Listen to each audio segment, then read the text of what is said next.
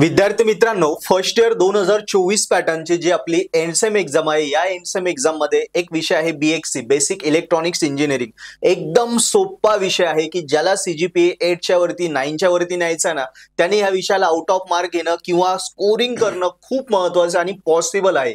So मित्रांनो, ह्या विषयांविषयी भरपूर मुलांनी आम्हाला कमेंट केलेली. सो या विषयाला आज आपण पूर्णपणे रिव्हील करणार आहे. विषय कसा स्कोर करायचा, आउट ऑफ मार्क घेणाऱ्यांनी कसं करायचा, अभ्यास कसा करायचा, पेपर लिहायचा कसा, काय चुका टाळायच्या की जेणेकरून आउट ऑफ मार्क घेऊ शकता, खूप टॉप करू शकतो, या सगळ्या गोष्टींवर आज डिस्कशन करण्यासाठी मित्रांनो आपण स्टुडिओमध्ये आज प्रोफेसर कल्पेश बम सरांना बोलवलं आहे. सर हे SNJB college of engineering Chandwad इथे ENTC डिपार्टमेंटचे फॅकल्टी आहे. सरांचा 15+ इयर एक्सपिरियन्स आणि सरांनी खूप वेळा हा विषय शिकवलेला, पेपर चेक केलेला. सो त्यांचा एकदम प्रगल्भ असा अनुभव आणि त्याने सर खूप सोप्या पद्धतीने तुम्हाला सगळ्या गोष्टी सांगतील. सो वही पेन जवळ घ्या, सर सांगतील त्या गोष्टी लिहून घ्या, फॉलो करा. बघा तुम्हाला BXC या पॉडकास्ट नंतर तुम्ही नक्की आम्हाला थँक्स म्हणशाल आणि पेपर नंतर तर जरूर तुमचा कॉल येईल की सरांनी सांगितलं होतं, तो खूप सुंदर पेपर गेला. सो मित्रांनो, सरांचं स्वागत करूया आणि आपल्या पॉडकास्टला सुरुवात करूया. So welcome sir. Thank you sir, thank you very much. Sir पहिला प्रश्न की म्हणजे मुलांनी कमेंट तर केल्या BXC विषयी, पण मुलं हे विचारतात जे रादर दॅन ENTC आहे, इलेक्ट्रॉनिक्स आहे, की सर आम्हाला हा सब्जेक्ट का दिलाय फर्स्ट इयरला, म्हणजे आपण का शिकतोय सर फर्स्ट इयरला सब्जेक्ट, म्हणजे मुलांची संकल्पना तुम्ही क्लिअर करा. सर बघा, आपण जर थोडासा टायटलवरच विचार केला, हो, बेसिक इलेक्ट्रॉनिक्स इंजिनिअरिंग शब्द बेसिक आलेला आहे. Correct sir.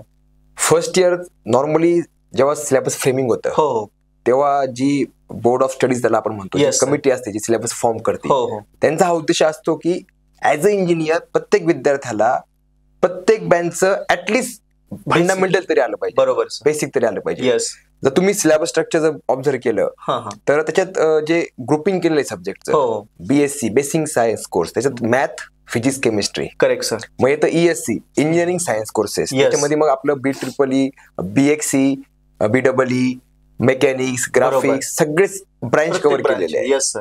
तर उद्देश हा एकच आहे की प्रत्येक विद्यार्थ्याला प्रत्येक बँचचं फंडामेंटल आलं पाहिजे. आता ह्याचं लिंक काय आहे पुढं, हो, भविष्यात जर मी आता विषय जर आपण ह्याच्याबद्दल विचार केला, BXC बद्दल, बेसिक इलेक्ट्रॉनिक्स बद्दल, तर आज आपण हा व्हिडिओ पॉडकास्ट करतोय.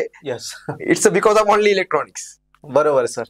Everywhere there is electronics. Yes, म्हणजे इन्स्ट्रुमेंट्स थ्रू आपण करतोय. आपण जर सिलेबस बघितला तर व्हेरी फर्स्ट युनिट इज, त्याचं नावच डायोड अँड ऍप्लिकेशन. पहिला टॉपिक असतोय की evolution of electronics, impact of electronics in industry and in society. बरोबर सर. आणि करंट ट्रेंड्स इन इलेक्ट्रॉनिक्स, म्हणजे सगळं काही, everything is we are around the electronics only.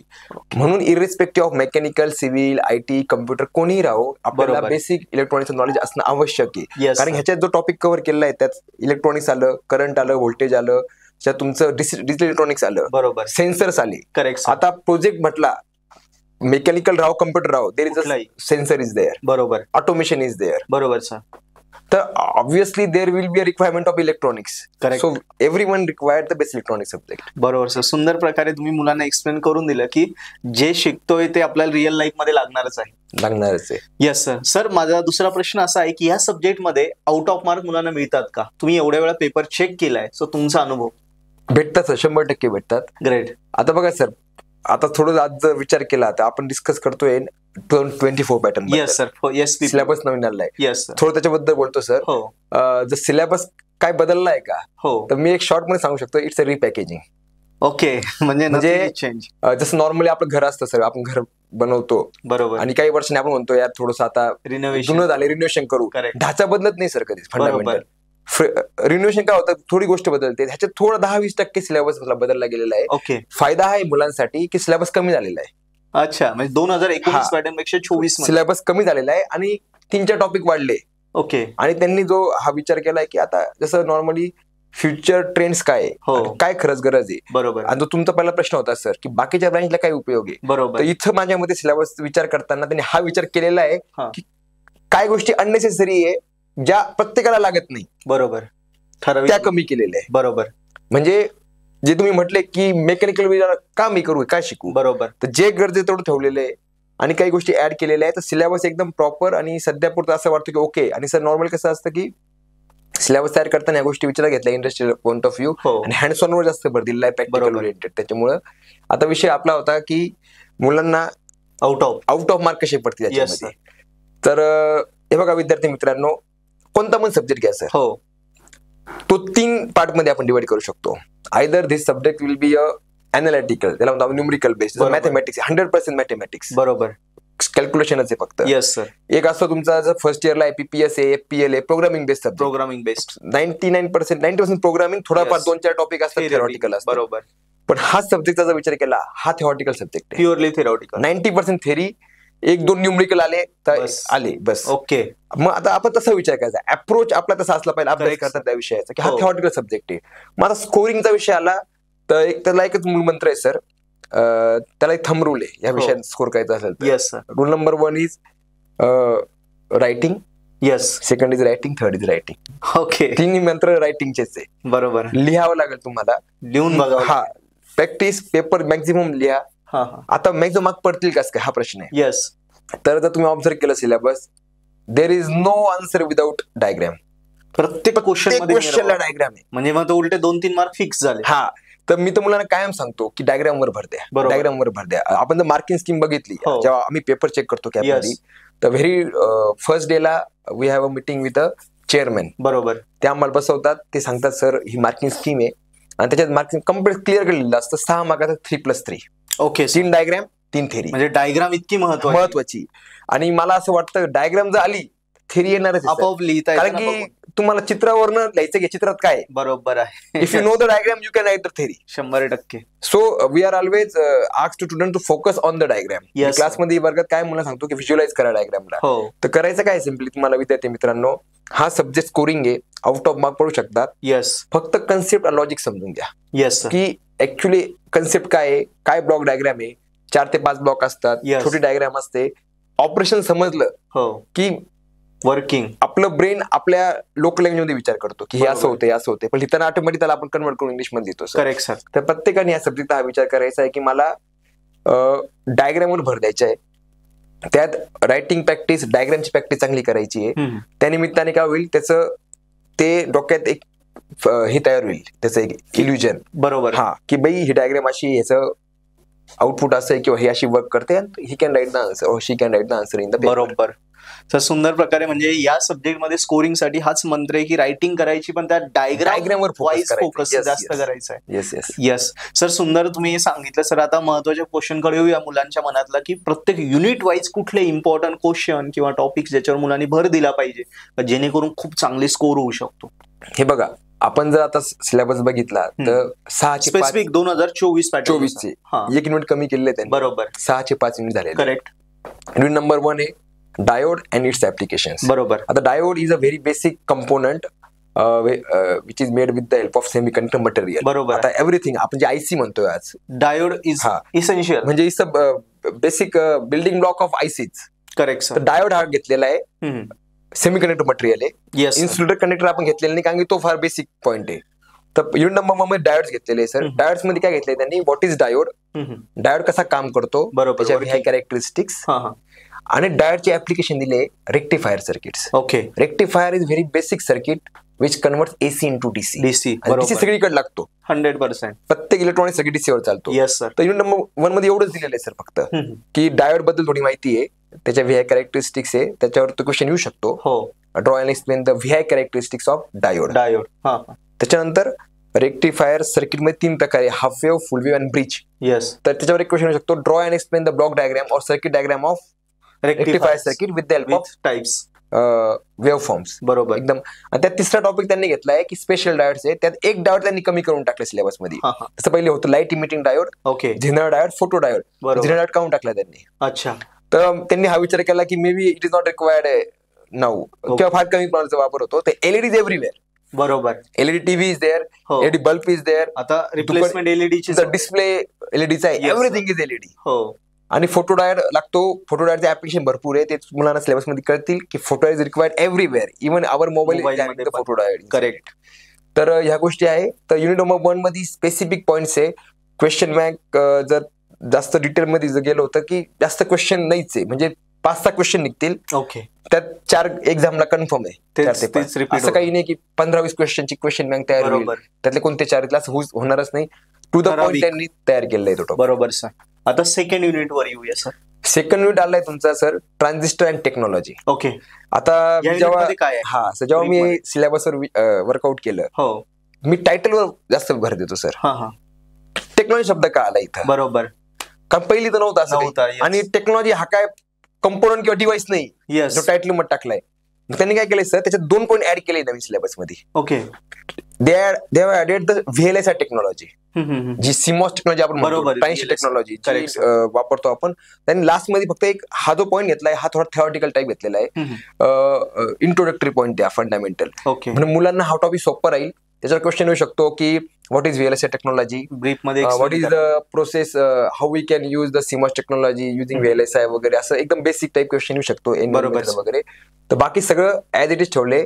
आता बोलायचं ठरलं तर ट्रान्झिस्टर बद्दल. तर ट्रान्झिस्टरचे टाइप्स BJT आणि FAT. आता BJT मध्ये त्यांनी काय केलंय सर, सिलेबस 2 पॉईंट कमी केले. BJT चे 3 कॉन्फिगरेशन होते, common emitter, common collector, common base. बरोबर. त्यांनी कॉमन बेस आणि कॉमन कलेक्टर काढून टाकलंय. ओके. फक्त कॉमन इमिटर ठेवलंय, एकच ठेवलाय. त्याचे VI कॅरेक्टरिस्टिक्स मुलांना विचारले जातील. ट्रान्झिस्टरचं बेसिक विचारलं जाईल. करेक्ट. आणि FAT मध्ये MOSFET आहे, JFAT नाहीये, जे मागच्या वेळेस काढून टाकलं होतं. तर MOSFET मध्ये मग परत N चॅनल, P चॅनल, बरोबर, आणि how it is used as a switch वगैरे, हे सगळं विचारलेलं. म्हणजे शॉर्ट आणि स्वीट सिलेबस तयार केलाय, काही अडचण नाही मुलांना. नाईस. सो हे एक्सपेक्टेड क्वेश्चन. येस. आता युनिट 3 च्या बद्दल सर. आता युनिट 3 बघा सर. युनिट 3 आहे digital logic gates 0 1 0. Digital circuits. बरोबर. कोणतीही ब्रांच राहू सर, इथं याची गरज कॉमन आहे. आणि हा फार महत्वाचा आणि लॉजिकल आणि इंटरेस्टिंग टॉपिक युनिट आहे. ह्याच्यात लॉजिक गेट बद्दल माहिती दिलेली सगळी. त्यात तुमचे 6 गेट, जे बेसिक गेट आहे. करेक्ट. बेसिक गेट्स आहे टोटल 7 गेट आहे. बेसिक गेट, त्याच्यानंतर तुमचे universal gate, NAND and NOR, आणि डिराइव्हड गेट XOR आणि XNOR. ह्याच्याबद्दल सगळी बेसिक माहिती आहे. त्याच्या पहिले एक टॉपिक येतो sir number system. Normally number system is binary number system is there. Okay. आपण जी वापरतो decimal number system is there. आणि कम्प्युटर मधली बायनरी, हेक्साडेसिमल, ऑक्टल. बरोबर. ह्यांचं थोडं इंट्रोडक्शन आहे. आणि मी सिलेबस बघितलं स्पेसिफिकली दे हॅव मेन्शन जे कन्व्हर्जन होतं पहिले, आपण 12 प्रकारचे कन्व्हर्जन शिकवतो मुलांना. Yes. Binary to octal, binary to hexadecimal, binary to decimal, असे 12 कॉम्बिनेशन होते. Correct. But they have specifically mention only binary to decimal, decimal to binary. 2च ठेवले. भारी. म्हणजे मुलांना आनंद व्यक्त करू शकता विद्यार्थी, की सिलेबस छोटा केलाय आणि टू द पॉइंट स्पेसिफिक केलाय. मग त्यात डिमॉर्गन्स थेरम आहे, त्याच्यात मग हाफ ऍडर, फुल ऍडर आहे, बरोबर, फ्लिप फ्लॉप्स आहे 4 टाईपचे, आणि त्याच्यानंतर मायक्रो प्रोसेसर, मायक्रो कंट्रोलर. बरोबर. ह्या गोष्टी आणि शेवटी पण त्याच्यात एक पॉईंट ऍड केलेला आहे, IC फॅब्रिकेशन मेथड. बरोबर. आता भारत IC याच्यात आता पुढे सरकतो. Yes sir. आपण स्वतः आता मॅन्युफॅक्चरिंगच्या प्रोसेस पण चालू केलंय. त्यांनी तो विचार केलेला आहे दिसतो इंडस्ट्री ओरिएंटेड त्या हिशोबाने. आणि त्यांनी तो टाकलाय की what is the flow of IC fabrication or IC manufacturing process. बरोबर. हा टॉपिक त्याच्यात ऍड केलेला त्यांनी शेवटी, फक्त एक शेवटी. येस. नवीन ज्या टेक्नॉलॉजी सिलेबस चांगला डिझाईन केलेला आहे सर. म्हणजे सिलेबस अननेसेसरी पार्ट काढून टाकलाय आणि नवीन पार्ट जो गरजेचा आहे तो ऍड केलेला आहे. Nice. Next sir unit 4. Unit number 4 मध्ये बघा सर, त्यांनी काय केलंय ऑपेम. म्हणजे आता युनिट नंबर 4 पहिली होता आपला इलेक्ट्रॉनिक इन्स्ट्रुमेंटेशन. बरोबर. म्हणजे इन्स्ट्रुमेंट होते सगळे इलेक्ट्रॉनिक डिव्हाइसेस, त्यात ऑपेम जोडलाय, जो युनिट नंबर 2 मध्ये होता पहिले. ओके. तर याच्यात सिम्पली ऑपेम बद्दल माहिती आहे. ऑपरेशनल एम्प्लिफायर बद्दल त्याची ब्लॉक डायग्राम येईल विद्यार्थ्यांना. येस. आणि त्याची ऍप्लिकेशन आहे की inverting, non inverting amplifier. Yes sir. आणि प्लस त्याचे पॅरामीटर्स आहे काही, की त्याच्यामध्ये जसं फॉर एक्झाम्पल त्याचा इनपुट रेजिस्टन्स काय असतो, आउटपुट रेजिस्टन्स काय असतो, त्याची बँडविड्थ किती असते, आयडियल प्रॅक्टिकल व्हॅल्यूज. छोटा टॉपिक आहे, 2 क्वेश्चन त्याच्यावर पडू शकतात. हो. आणि त्याच्यानंतर घेतले त्यांनी इन्स्ट्रुमेंटेशन. त्यातही त्यांनी आता 2-3 गोष्टी कमी करून टाकल्या. जसं फॉर एक्झाम्पल त्यांनी कंटिन्यू केले डिजिटल मल्टीमीटर इन्स्ट्रुमेंट, त्याची ब्लॉक डायग्राम एक्सप्लेनेशन आहे. त्याच्यानंतर DSO आहे. Okay. Digital storage oscilloscope, diagram and explanation. Okay. Simple. Function generator, diagram explanation. अरे वा. आणि पॉवर सप्लाय, डायग्राम आणि एक्सप्लेनेशन. भारी पॉवर सप्लाय त्यांनी बघा, त्यात पॉवर स्कोप काढून टाकलाय, ऑटो ट्रान्सफॉर्म काढून टाकलाय, अॅनालॉग एमिटर काढून टाकला, अॅनालॉग व्होल्टमीटर काढून टाकला. म्हणजे अर्धा सिलेबस काढून टाकला. सिलेबस गाळा आणि डायग्राम एक्सप्लेनेशन झालं, अजून सोपं झालं. त्याला ऑपेम जॉईन करून टाकला. त्याला ते त्यांनी बाग देऊन टाकली. म्हणजे करेक्ट सर. फार म्हणजे क्वेश्चन बँक बनवायला सुद्धा काम कमी झालंय, की क्वेश्चन एकदम लिमिटेड होऊन जाते. आता लास्ट युनिट जो आलाय त्यांनी काय केलं, 5वा आणि 6वा, जो पहिली 5वा सेन्सर होता, 6वा होता कम्युनिकेशन सिस्टम, हा एकत्र केलाय. ओके. एकत्र केलाय, पण तो वाढला नाही, तो ऍव्हरेज तेवढाच ठेवला, 1 युनिट एवढा. बरोबर. कारण की 2 युनिट मधले भरपूर कंटेंट कमी केले. सेन्सर मध्ये नॉर्मली क्वेश्चन असा येऊ शकतो, सेन्सर काय असं सगळ्यांना माहिती, sensor is use to detect the physical quantity and it converts into electrical quantity. भरपूर सेन्सर आहे, जेवढ्या फिजिकल क्वांटिटी आहे आपल्याजवळ, टेम्परेचर आहे सगळीकडे, गॅस आहे, मॉइश्चर आहे, ह्युमिडिटी आहे, प्रेशर आहे, वेट आहे, हे सगळे कसे कन्वर्ट होतात त्याचे सेन्सर बद्दल माहिती आहे. बरोबर. ह्याच्यात नॉर्मली काय असतं, त्याचं working principle how it convert. Okay sir. ह्याच्यात काय केलं त्यांनी सेन्सर मध्ये, त्याच्यात विचारू शकतात सिलेक्शन क्रायटेरिया. आपण मोबाईल घ्यायला गेलो, हो, आपले काय असतं क्रायटेरिया नॉर्मली, सर्वात बेसिक राहण्याचं प्राइस, रेंज विचारतो दुकानदार आपल्याला, पहिली रेंज सांगा काय, त्या हिशोबाने दाखवतो. बरोबर. मग आपण म्हणतो processor, memory, front camera, rare camera, हे झाले आपले selection criteria. Yes sir. Similarly when you are going to choose the sensor for your application, there are some selection criteria are there. बरोबर. एकदम सोपा आणि एकदम हातातले मार्क्सचा टॉपिक आहे. 6 मार्क 10-12 क्रायटेरिया आहे, 6 मार्कला 6 असल्या काही अडचण नाही, 1 मार्कला 1 टॉपिक. नाईस. जसं फॉर एक्झाम्पल टेम्परेचर सेन्सर आहे, हो, तर व्हॉट इज सिलेक्शन क्रायटेरिया, तुम्हाला वापरायचं कुठे आहे, हो, कोल्ड स्टोरेज मध्ये वापरायचं आहे का मिलिटरी मध्ये वापरायचं आहे हाय टेम्परेचर मध्ये. बरोबर. If it's a cold storage the requirement -degree मध्ये काम करणार सेन्सर लागेल. करेक्ट. जर तुम्ही राजस्थान मध्ये वापरताय वाळवंटात, तर तिथं हाय रेंजचा लागेल. आणि if you are using a furnace, 200, 300, 400, 1000 degree Celsius temperature असणार आहे. बरोबर. तसा सेन्सर पण अवेलेबल आहे सर. अरे बापरे. सिलेक्शन क्रायटेरिया कुठं लागतो, कसा लागतो, त्याची लाईफ स्पॅन किती, ह्या सगळ्या गोष्टी कव्हर होतात. सुंदर चॅप्टर आहे मग. हा एकदम इंटरेस्टिंग आहे. आणि इन्स्ट्रुमेंटेशन सिस्टम आहे सर, ह्याला म्हणतात. बरोबर. आणि हा सगळीकडे लागतो सर इंडस्ट्रीमध्ये. आता कोणी म्हटलं मेकॅनिकल इंजिनियर, हाऊसहोल्ड पण, there is no mechanical industry without automation. Correct. Without instrumentation, without sensor, 100% कुठं एव्हरीवर इज रिक्वायर्ड. हे सगळं याच्यात कव्हर केलेलं आहे आपण. तर डिफरंट सेन्सर आहेत, त्यात बायो सेन्सर आहे, गॅस सेन्सर आहे, मोशन सेन्सर आहे, त्याच्यानंतर तुमचे अजून प्रेशर आणि वेट सेन्सर, जे आपण मेकॅनिकल सेन्सर म्हणतो, लोड सेल वगैरे याच्यात घेतलेले आहे. आणि काही कमी पण झाले याच्यामध्ये. Okay sir. आता ह्याला कनेक्टेड त्यांनी केलंय communication system. Day to day life मध्ये आपण बघतो, आपण मोबाईल वापरतो ऑब्विसली, तर त्यात आपण ब्लूटूथ वापरतो, लॅन वापरतो. त्यात काय केलं त्यांनी simply, what is communication system, block diagram कशी काम करते ती. Okay sir. इनपुट दिलं, येस, ते कन्वर्ट केलं इलेक्ट्रिक सिग्नल मध्ये, पाठवलं थ्रू चॅनल मीडिया, येस, ते रिसिव्हरने रिसिव्ह केलं, त्याला परत कन्वर्ट केलं. फॉर एक्झाम्पल सर, आता इथं बघा, हा इनपुट ट्रान्सड्युसर आहे, हो, हा माईक आहे.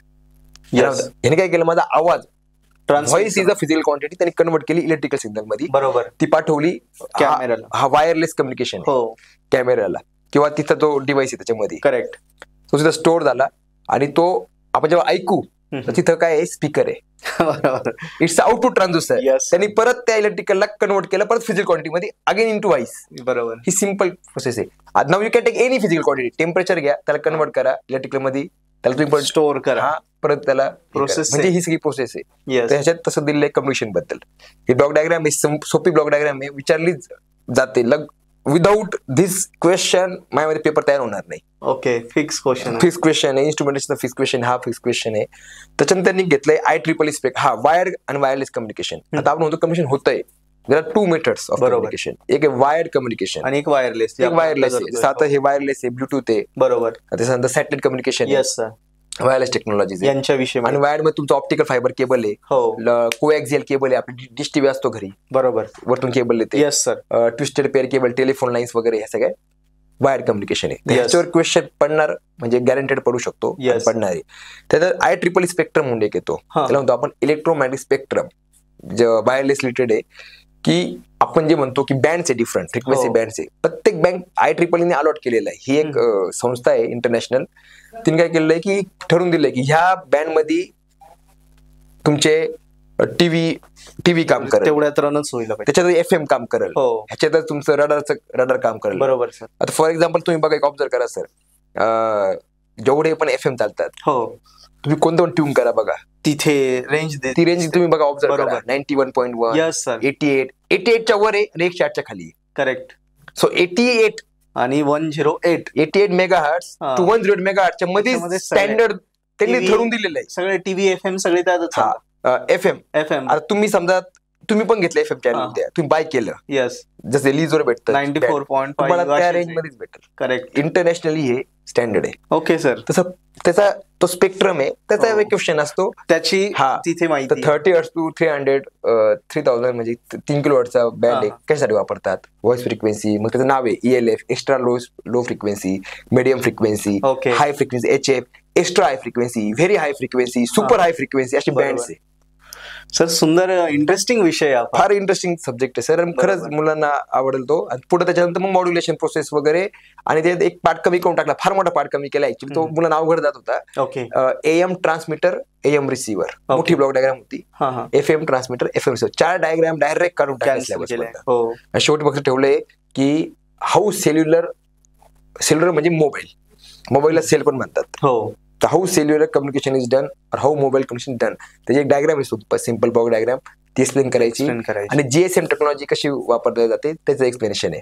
नाईस. खूप सुंदर प्रकारे, इझी प्रकारे सिलेबस फ्रेमिंग केलाय त्यांनी. तुम्ही विषय पण 5G टेक्नॉलॉजी याच्यामध्ये एक पॉईंट ऍड झालाय. 5G. ओके. नवीन तुम्हाला म्हटलं मी की हे बघा, हे नवीन गोष्ट याच्यात बरोबर 5G आले आता. यस. एकदम करंट ट्रेंडला रिलेटेड टॉपिक आलाय. तर 5G वर क्वेश्चन येऊ शकतो. Yes. Right a short note on 5G.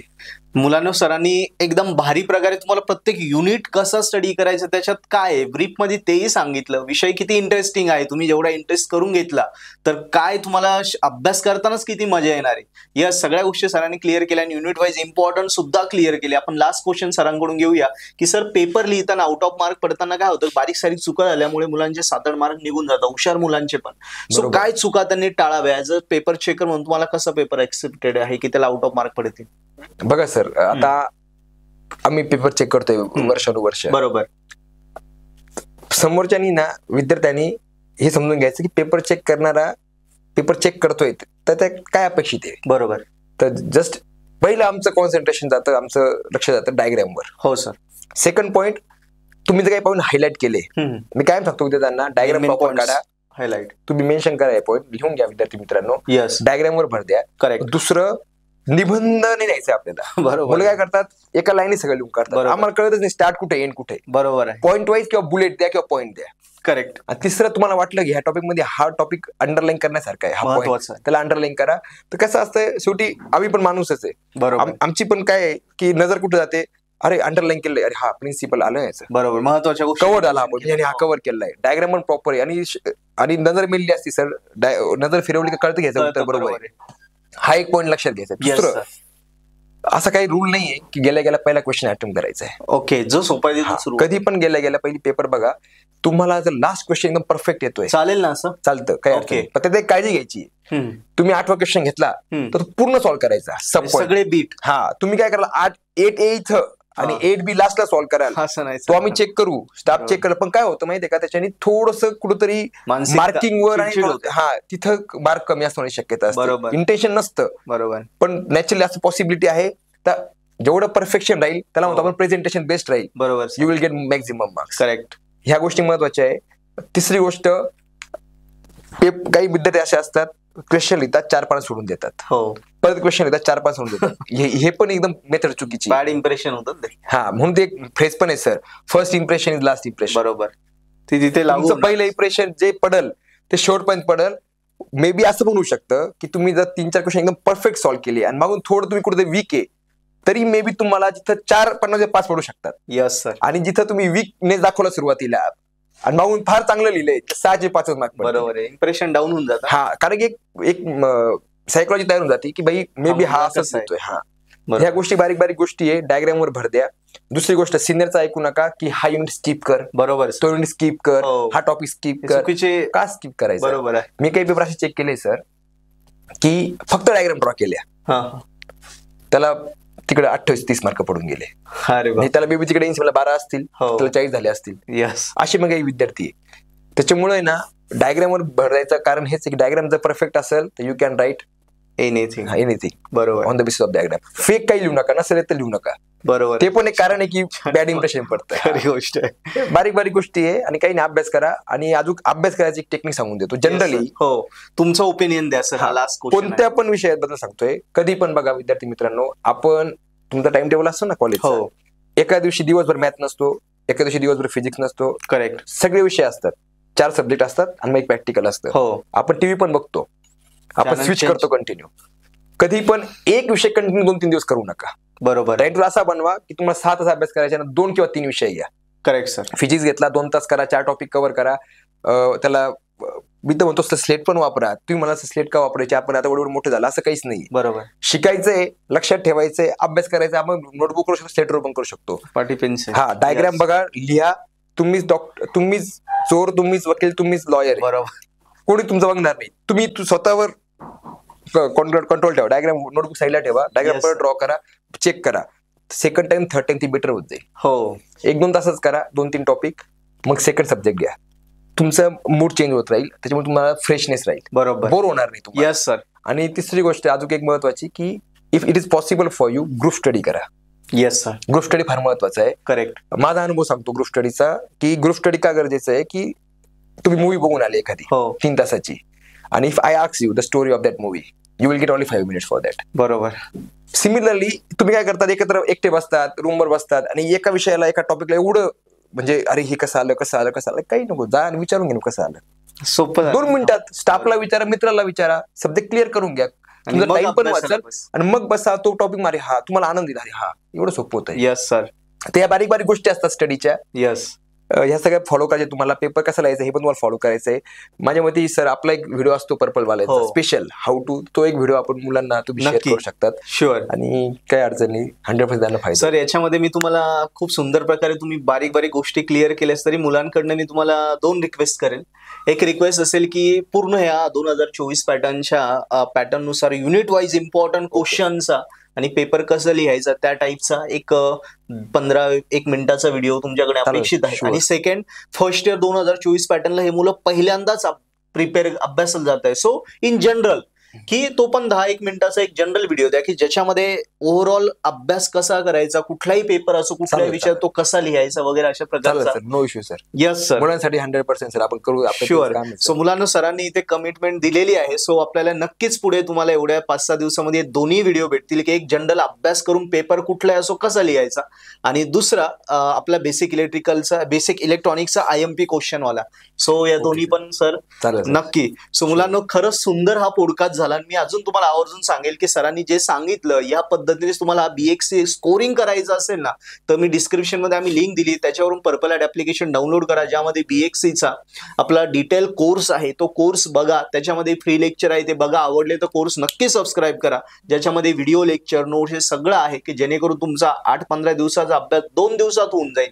एकदम सोप्या पद्धतीने आम्ही शिकवलंय ते बघा. आवडला कोर्स सबस्क्राईब करा आणि BXC गॅरंटेड टॉप करा. सो सरांना थँक्यू म्हणे आणि सुंदर हा पॉडकास्ट संपूया. So thank you sir. Thank you sir.